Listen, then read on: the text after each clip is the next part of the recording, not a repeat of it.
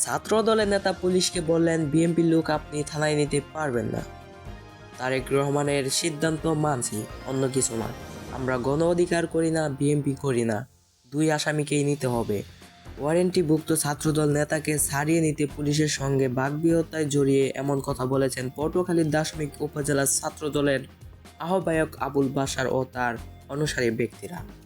এ ঘটনার একটি ভিডিও সামাজিক যোগাযোগের মাধ্যমে ছড়িয়ে পড়েছে। স্থানীয় সূত্রে জানা যায়, গতকাল রাতে ওয়ারেন্টিভুক্ত আসামি স্থানীয় দল ছাত্র নেতার রফিকুল ইসলামকে গ্রেপ্তার করতে যান দাশমিক থানার উপপরিদর্শক এসআই মনিরুল ইসলাম। এ সময় গ্রেপ্তারে বাধা দিয়ে পুলিশকে চারদিক থেকে ঘিরে ফেলেন উপজেলা ছাত্রদলের আহ্বায়ক আবুল বাশার এবং আসামির অনুসারী প্রায় 40 থেকে 50 জন ব্যক্তি।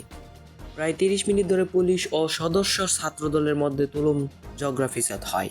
পরিস্থিতি উত্তেজনাপূর্ণ হয়ে উঠলে পরে অতিরিক্ত পুলিশের সহায়তা আসামিকে গ্রেপ্তার করা হয়। গ্রেপ্তারের জেরে গতকাল রাতে উপজেলা ছাত্র অধিকার পরিষদের দপ্তর সম্পাদক হাসান মাহমুদের উপর হামলা চালান আসামির অনুসারী ব্যক্তিরা।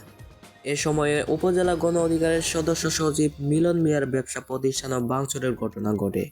আহত হাসান মাহমুদ বরিশালের শের-ই বাংলা মেডিকেল কলেজ হাসপাতালে চিকিৎসাধীন। এ বিষয়ে জানতে উপজেলার ছাত্রদলের আহ্বায়ক আবুল বাশারের মুঠোফোনে একাধিকবার কল দেওয়া হলেও তিনি ফোন ধরেননি।